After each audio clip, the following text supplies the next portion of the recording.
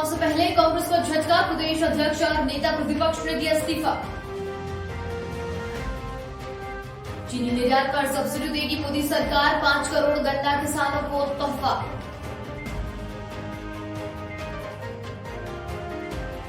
चुनाव से पहले ममता बनर्जी को बड़ा झटका, शुभेंदु अधिकारी ने टीएमसी एमएलए पद से दिया इस्तीफा। ट्वीट पर अडानी का ठप्पा, प्रियंका गांधी के फेसबुक पोस्ट को पीआईबी ने बताया भ्रामक। और अब देश में कोरोना के लगातार 70वें दिन 40,000 से कम केस, 3 दिन में केस हो सकते हैं 1 करोड़ के पार।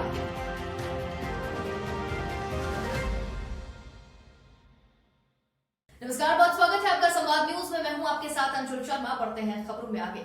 बिलासपुर जिले के रतनपुर इलाके में एक सड़क हादसा हो गया। इस हादसे में मौके पर ही 2 युवकों की मौत हो गई और एक युवक को गंभीर रूप से घायल हो गया है, जिसे जिला अस्पताल में भर्ती कराया गया है।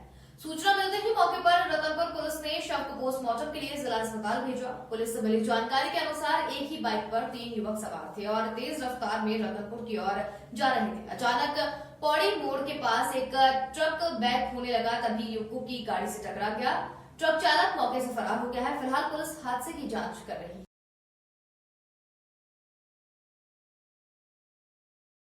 आजकल चोरी की वारदातें बढ़ती जा रही है। ऐसा ही एक मामला बिलासपुर की पॉश कॉलोनी ग्रीन पार्क में सामने आया है, जहां पर लुटेरों ने कपड़ा व्यवसायी के घर में घुसकर उनकी पत्नी पर जानलेवा हमला किया और 1 लाख रुपए समेत सोने चांदी के जेवर लेकर फरार हो गए। इधर व्यवसायी की घायल पत्नी को अस्पताल में भर्ती कराया गया है। सूचना मिलते ही मौके पर पहुंची पुलिस ने मामले को संज्ञान में लिया और आपको बता दें कि ग्रीन पार्क का निवासी कपड़ा व्यवसायी है। करबला रोड में उनकी फर्म है। शाम को उनकी पत्नी घर पर अकेली थी। उसी समय 2 लोगों ने घर में घुसकर उन पर हमला कर दिया। फिलहाल पुलिस लुटेरों की तलाश कर रही है। आए दिन खाद्य पदार्थों में होने वाली मिलावट की घटनाओं के मामले सामने आ रहे हैं। मिलावटखोरों के खिलाफ प्रशासन भी सख्ती दिखा रहा है। ऐसा ही एक मामला इंदौर से सामने आया है, जहां पर सड़े आलू से चिप्स बनाकर बाजार में बेचे जा रहे थे। इस घटना पर प्रशासन ने कार्रवाई कर फैक्ट्री पर बुलडोजर चलवा दिया और फैक्ट्री के मालिक पर 420 का केस भी दर्ज किया। आपको बता दें कि सावरिया फूड फैक्ट्री को जमींदोज कर दिया गया है। जब विभाग की टीम फैक्ट्री में जांच करने के लिए पहुंची, तब वहां तेज दुर्गंध आ रही थी। जांच के दौरान पता चला कि बोरियों में सड़े आलू भरे हुए हैं और उसमें फफूंद लगने के कारण बोरियां भी फट गई थी।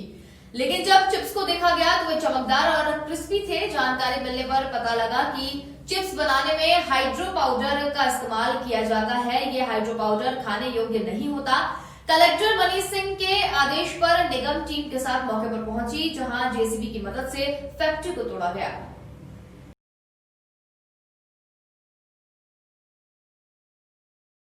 पूर्व मंत्री पीसी शर्मा का एक बड़ा बयान सामने आया, जिसमें उन्होंने भाजपा पर तंज कसते हुए कहा कि बीजेपी नेता हर बात पर झूठ बोलते हैं। जैसे 27 लाख किसानों का कर्जा माफ हुआ है, किसानों का बिजली का बिल हाफ हुआ है, लाखों किसान दिल्ली में बैठे हैं, जिनमें से 11 किसान अपनी जान गंवा चुके हैं। उसे ये बीजेपी नेता सही बता रहे हैं। प्रदेश में किसानों की जानें जा रही हैं, लेकिन ये लोग निजी मंडी बनाकर अंबानी और अडानी को फायदा पहुंचाना चाहते हैं। अगर बिचौलियों के खिलाफ ये कानून है तो बिचौलिए क्यों प्रदर्शन नहीं कर रहे हैं? इसके साथ ही शर्मा ने निकाय चुनाव की तैयारी को लेकर कहा कि निकाय चुनाव में युवाओं को ज्यादा से ज्यादा मौका दिया जाएगा। अलग अलग कंपनियों के जरिए कॉन्ट्रैक्ट फार्मिंग, देखिए कॉन्ट्रैक्ट फार्मिंग इंडिविजुअल कोई भी कर सकता है, लेकिन उसके लिए कानून बना के लोगों को बाध्य करें और वो गलत है। और उसमें ये प्राइवेट मंडियां बना रहे हैं। प्राइवेट मंडी केवल इसलिए बना रहे हैं कि धीरे धीरे ये मंडियां बंद हो जाएं। और प्राइवेट मंडी होगी तो कोई अदानी अंबानी चलाएगा, कोई भोपाल या आसपास के सेठ लोग थोड़ी प्राइवेट मंडी चला पाएंगे। और कुल मिला के जो गरीबों को राशन मिलता है, राशन की दुकान, वो बंद हो जाएगा। इसके बाद भाई जब आप एमएसपी ख़त्म कर दोगे और गेहूं खरीदोगे नहीं, सब प्राइवेट में चला जाएगा, तो ये गरीब 50 करोड़ हिंदुस्तान का, उससे ज़्यादा, इनको कैसे मिलेगा राशन?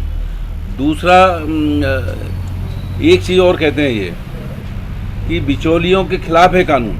तो अगर बिचौलियों के खिलाफ, वो आंदोलन क्यों नहीं कर रहे हैं? किसान क्यों कर रहा है? अगर बिचौलियों के खिलाफ ये वो होता ये कानून, तो वो आंदोलन करते। बिचौलियों के पक्ष में है और निश्चित तौर पर ये कानून वापस लिया जाना चाहिए। कांग्रेस की यही मांग है। दिल्ली में चल रहे किसान आंदोलन के बीच भाजपा ने बुधवार को दशहरा मैदान पर किसान सम्मेलन का आयोजन किया। इस आयोजन में संभाग भर के किसान को लाया गया है। यहाँ कुछ लोग ट्रैक्टर पर सवार होकर आयोजन स्थल की ओर जाते दिखाई दिए। भाजपा ने यहाँ किसानों को कृषि सुधार विधेयक बिल के भ्रम को दूर करने के लिए तो एकत्रित किया, लेकिन जब यहाँ आए किसानों से इस संबंध में बात की गई तो सभी का एक जवाब था कि नहीं पता यहाँ क्यों बुलाया गया है। किसी ने कहा कि किसानों की खाद बीज समेत कुछ समस्याएं हैं जिन्हें सुनने के लिए यहाँ पर एकत्रित किया गया है। आपको बता दें कि साधवा से आए एक किसान भूरिया ने बताया कि किसान सम्मेलन में शामिल होने के लिए आए हैं। यहाँ क्यों बुलाया गया है इस बारे में नहीं जानकारी है। वहीं दिल्ली में चल रहे किसान आंदोलन को लेकर कहा कि क्या पता वहां क्या हो रहा है। मध्य प्रदेश के दमोह जिले में शिक्षक कांग्रेस संघ के पदाधिकारियों ने मुख्यमंत्री के नाम कलेक्टर को ज्ञापन सौंपा। आपको बता दें कि शिक्षक कांग्रेस संघ के पदाधिकारियों ने जिला कलेक्टर परिसर पहुंचकर जोर शोर से नारे लगाए। इसके साथ ही शंख बजाते हुए प्रदर्शन भी किया।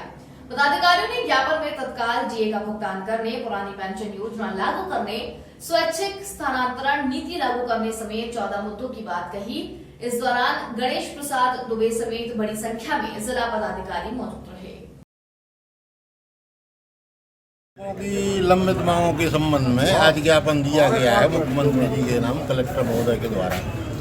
इसमें मुख्य रूप से 24 वर्ष पूर्ण कर चुके सहायक शिक्षकों को पदनाम, जुलाई से जो वेतन वृद्धि अभी नहीं मिल रही है उसका भुगतान, लंबित डीए का भुगतान है और प्राथमिक उच्च प्राथमिक माध्यमिक शिक्षकों का छठवें वेतन का एरियर, नियुक्ति दिनांक से गुरुजी को नियुक्ति दिनांक से वरिष्ठता, पुरानी पेंशन लागू की जाए, स्वैच्छिक स्थानांतरण नीति लागू की जाए, 7वें वेतन की अंतिम किस्त का भुगतान, मिडिल स्कूल हेडमास्टर को पदोन्नत कर प्राचार्य हाई स्कूल बनाया गया। रोहतास में मंडल रेल प्रबंधक कार्यालय में लगातार फैल रहे कोरोना संक्रमण को रोकने के प्रयास करने को लेकर वेस्टर्न रेलवे मजदूर संघ का प्रतिनिधि मंडल डीआरएम विनीत गुप्ता से मिले। मंडल मंत्री बीके गर्ग सहायक मंडल मंत्री ने कर्मचारियों की सुरक्षा के लिए आवश्यक कदम उठाने को कहा। मीडिया प्रभारी गौरव दुबे ने बताया कि डीआरएम ने स्क्रीनिंग करने के लिए ही कार्यालय के कर्मचारियों को प्रवेश देने समेत अन्य इंतजाम करने का भरोसा दिलाया। इसके साथ ही आश्वस्त किया है कि कोरोना से जिन कर्मचारियों का निधन हुआ है उनके बच्चों को प्राथमिकता से अनुकंपा नियुक्ति दी जाएगी। जरूरी काम 50% कर्मचारियों से ही कराए जाएंगे। इधर बुधवार को वरिष्ठ अधिकारियों की बैठक बुलाई गई, जिसमें यह निर्णय लिया गया कि इस स्थिति में सुधार कर कर्मचारियों की सुरक्षा के कदम उठाए जाएंगे। राजगढ़ जिले के ग्राम मंडावर में हेल्थ एंड वेलनेस सेंटर की शुरुआत की गई, जिसमें गर्भवती महिलाओं का सम्मेलन आयोजित किया गया। इस दौरान आंगनबाड़ी कार्यकर्ताओं ने गर्भवती माताओं को जागरूक करने के लिए पोषण प्रदर्शनी भी लगाई, जिसमें टीएचआर के द्वारा व्यंजन बनाकर पोषण आहार तैयार किया गया और गर्भवती महिलाओं को खिलाया भी गया। इस दौरान गांव की गर्भवती महिलाओं की गोद भराई भी की गई, जिसमें महिला बाल विकास विभाग के वरिष्ठ अधिकारी द्वारा गोद भराई कर रस्म निभाई गई और महिलाओं द्वारा मंगल गीत की प्रस्तुति भी दी गई। इस मौके पर आशा कार्यकर्ता, आंगनबाड़ी कार्यकर्ता, सहायिका, नरसिंहगढ़ एसडीएम, बीएमओ, सहायक संचालक समेत कई अधिकारी मौजूद रहे। महिला बाल विकास परियोजना नरसिंहगढ़ द्वारा आज हमने ये गर्भवती सम्मेलन आयोजित किया था। इसका मुख्य उद्देश्य गर्भवती माताओं को समय पर जांच करवाना, समय पर आयरन, फॉलिक एसिड, कैल्शियम की गोलियों का सेवन, साथ ही हमारे विभाग द्वारा दिए जा रहे टीएचआर के बारे में हमने समझाया है कि कैसे उसमें और विभिन्न व्यंजन डालकर, सब्जियां डालकर, मुनगे के पत्ते आदि का इस्तेमाल कर उसे उसकी पौष्टिकता को बढ़ाकर उसे हम इस्तेमाल कर सकते हैं। मुख्य उद्देश्य हमारे कार्यक्रम का यही था कि हेल्थ एंड वेलनेस सेंटर पर जो प्रसव होने वाले हैं आगे जाके उनकी जानकारी हमारी गर्भवतियों को मिले, ताकि वो मंडावर क्षेत्र और उसके आसपास के एरिया से बाहर ना जाना पड़े। वो हम ग्रामीण स्तर पर बनाए। अभी इस समय क्या होता है कि जो ग्रामीण महिलाएं रहती हैं उनको डिलीवरी के लिए उन्हें नरसिंहगढ़ सिविल मेहताब हॉस्पिटल आना पड़ता है, या फिर कभी कभी उन्हें भोपाल भी जाना पड़ता है अगर कॉम्प्लिकेटेड केस हो। तो सर की ये मंशा है कि हम लोग हेल्थ एंड वेलनेस सेंटर को डिलीवरी पॉइंट्स में कन्वर्ट करें, जिससे कि महिलाओं को दूर नहीं जाना पड़े, जिससे उन्हें खर्चा ना हो बाहर जाने का, जिससे उनका मुफ्त में सरकारी इलाज और यहाँ पर नॉर्मल डिलीवरी हो जाए। तो यहाँ पर अभी ये प्रपोजल है कि जो नॉर्मल डिलीवरी होती है जिसमें कॉम्प्लिकेशंस नहीं होते हैं वो हम लोग SWC सेंटर जो है इस पे चालू करने के प्रयास कर रहे हैं। और इसके लिए सभी SWC सेंटर में ANMs और CHO की प्रतिस्थापना कर रहे हैं। वहाँ वही मंडावर में ANM नहीं थी बहुत दिनों से, तो अब उनका कल ऑर्डर हो गया ANM का। तो ग्वालियर के किसान सम्मेलन में शामिल होने ग्वालियर पहुंचे केंद्रीय कृषि मंत्री नरेंद्र सिंह तोमर और राज्यसभा सांसद ज्योतिरादित्य सिंधिया ने तीनों कृषि बिलों को किसान के हित में कानून बताया। उन्होंने कहा कि आंदोलन का हल जल्द ही निकलेगा। आपको बता दें कि ग्वालियर के महाराजपुरा एयरपोर्ट पर पत्रकारों से बातचीत करते हुए केंद्रीय कृषि मंत्री नरेंद्र सिंह तोमर ने कहा कि आंदोलन के बीच किसानों से लगातार बातचीत चल रही है, जल्द ही इसका हल निकलेगा और आंदोलन खत्म होगा। वहीं सांसद ज्योतिरादित्य सिंधिया ने किसान बिल पर बोलते हुए कहा कि असली मायने में ये किसानों के लिए आर्थिक आजादी का कानून है। तीनों ही बिल किसानों के समर्थन में है। उन्होंने कहा कि ये बिल 21वीं सदी में किसानों के आर्थिक समृद्धि का एक कदम है।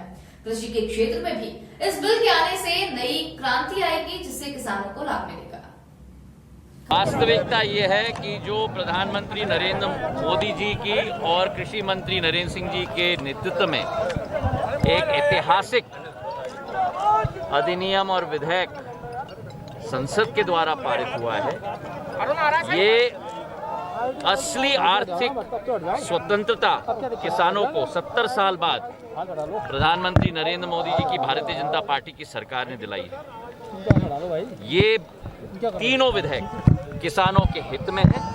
किसानों के 21वीं सदी में एक नया कदम दिखाने की एक चेष्टा है और इस विषय पर नरेंद्र सिंह जी के नेतृत्व में पूरे देश में कृषि के क्षेत्र में एक नई क्रांति हम लोग ला रहे हैं। प्रधानमंत्री जी का आशीर्वाद है और मुझे पूरा विश्वास है कि मध्य प्रदेश और पूरे देश के किसान को इससे लाभ मिलेगा और एक नई क्रांति क्षेत्र में आएगी। नए कृषि सुधार बिल जो आए हैं वह किसान की हर समस्या का समाधान है। जहां तक आंदोलन का प्रश्न है, आंदोलन में किसान यूनियन के साथ सरकार वार्ता में है, जल्द ही समाधान निकलेगा। लेकिन विपक्षी दल पूरे देश में किसानों को गुमराह करने का असफल प्रयत्न कर रहे हैं, जिसमें वो सफल नहीं होंगे। भारतीय जनता पार्टी का जन जागरण अभियान है, उसके अंतर्गत ग्वालियर में भी कार्यक्रम है। मैं और सिंधिया जी उसमें भाग लेने के लिए आए हैं। मैं पूरे देश के किसानों को आश्वस्त करना चाहता हूं कि मोदी जी के नेतृत्व में जो कृषि सुधार की प्रक्रिया शुरू हुई है, यह किसान के जीवन में क्रांतिकारी परिवर्तन लाने वाली है। राजगढ़ में जिला पुलिस द्वारा अवैध सट्टा और जुए के व्यापार में लिप्त अपराधियों पर शिकंजा कसने के लिए लगातार अभियान चलाया जा रहा है। आपको बता दें कि सट्टे के खिलाफ कार्रवाई करते हुए ग्राम लीमा के बीच का डोला नाले के पास दबिश देकर 2 व्यक्तियों को सट्टा चलाते हुए धर दबोचा। उनके पास से करीब 2000 की नकदी समेत कई चीजें जब्त की गई। फिलहाल पुलिस ने मामला दर्ज करके सटोरियों से पूछताछ शुरू कर दी है।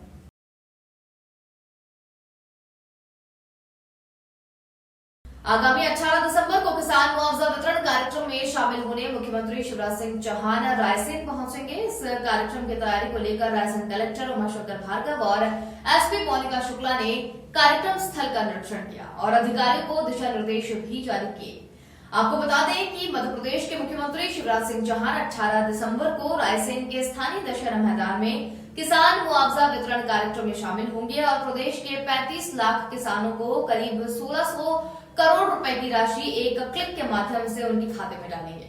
कलेक्टर उमाशंकर भार्गव ने बताया कि प्रदेश के जिन किसानों का अतिवृष्टि, बाढ़ या किसी भी तरह से नुकसान हुआ था, सीएम शिवराज एक क्लिक के माध्यम से करीब 16 करोड़ की राशि प्रदेश के 35 लाख किसानों के खाते में मुआवजा के तौर पर डालेंगे। देखिए, यहाँ पर माननीय मुख्यमंत्री जी का जो खरीफ फसल में किसानों का नुकसान हुआ था, चाहे कीट व्याधि से हुआ हो या बाढ़ और अतिवृष्टि से हुआ हो, उसको लेकर के पूरे प्रदेश में किसानों के खातों में साहब का राशि डालने का प्रोग्राम है। ये तय हुआ है कि ये प्रोग्राम रायसेन से होगा, ये प्रदेश स्तरीय प्रोग्राम होगा। इसकी तैयारियों के निर्देश हमको मिले और ये तैयारी हम यहाँ पर ग्राउंड पर हमने चालू कराई है। राजधानी में चिकित्सा शिक्षा मंत्री विश्वास सारंग ने अपने बयान में कांग्रेस पर निशाना साधा। दरअसल किसानों के समर्थन में कांग्रेस द्वारा उपवास करने के ऐलान पर सारंग ने कहा कि कांग्रेस हमेशा से देश में वर्ग संघर्ष करवाकर अस्थिरता पैदा कराना चाहती है। कांग्रेस पार्टी की स्थापना के पीछे ही फूट डालो राज करो की अवधारणा थी। इसके साथ ही ये भी कहा कि कांग्रेस के उपवास पर बैठने से कुछ हासिल नहीं होने वाला। आज देश का अधिकांश किसान भाजपा के साथ है। गुना के पीजी कॉलेज में श्रद्धांजलि कार्यक्रम आयोजित किया गया। दरअसल ये श्रद्धांजलि 16 दिसंबर 2012 को दिल्ली में हुए निर्भया कांड और लड़कियों और महिलाओं पर अत्याचार को दी गई है। उन सभी को श्रद्धांजलि देने के लिए कॉलेज की छात्राओं ने जागृति मंच के माध्यम से श्रद्धांजलि कार्यक्रम रखा, जिसमें छात्राओं ने श्रद्धांजलि देते हुए मौन धारण भी किया। तमाम जो रेप पीड़ित महिलाएं रही हैं उनको श्रद्धांजलि कार्यक्रम किया जा रहा है। अभी जिस तरह से लगातार हम देख रहे हैं घटनाएं घट रही हैं, हमारे डेली के न्यूज़ में आ रही हैं, डेली की घटनाएं घटित हो रही हैं।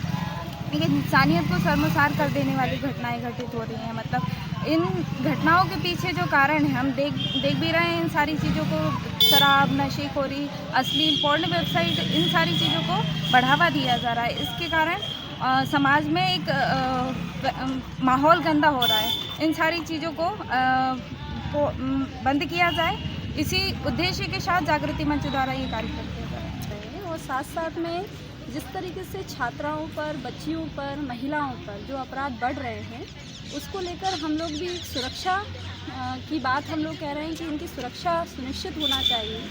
लगातार ये घटनाएं बढ़ रही हैं। हम लोगों ने अभी भी देखा कि इसी साल इस लॉकडाउन के बीच हाथरस में जो घटना हुई, उन्नाव में घटना हुई, हरियाणा में जो घटना हुई, ये हृदय विदारक घटनाएं हैं और इनको रोकने के लिए सरकार को पुख्ता कदम उठाने चाहिए। और सही रूप में यदि ईमानदारी से ये लोग करना भी चाहते हैं, इन अपराधों पर रोक भी लगाना चाहते हैं, तो हम लोग मांग कर रहे हैं जागृति मंच की तरफ से कि शराब, नशे, पोर्न वेबसाइट्स, गंदी वेबसाइट्स पे बैन किया जाए, महिलाओं, बच्चियों को उपभोग के रूप में दिखाना बंद किया जाए। इसी मांग के साथ आज ये कार्यक्रम हम लोग कर रहे हैं। गुना के जिला चिकित्सालय में विकलांग सर्टिफिकेट बनवाने के लिए सैकड़ों विकलांगों की लंबी कतार लगी रही। दरअसल हर बुधवार को विकलांगों का मेडिकल सर्टिफिकेट रिन्यू कराया जाता है, इसलिए यहाँ हर बुधवार को कैंप लगाया जाता है।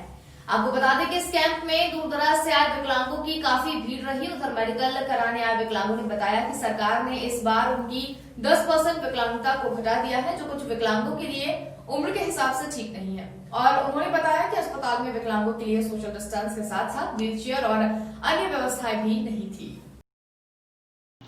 काय से आए थे वहाँ से, गांव से? टैक्सी लेके आए किराए से। किराए से आए थे। और क्या? कितने रुपए? 300 रुपये एक जने। इनसे पूछो। अच्छा, 300 रुपये में। अच्छा, 300 रुपये टैक्सी करके आए थे। अस्पताल में कितना टाइम हो गया अभी तक?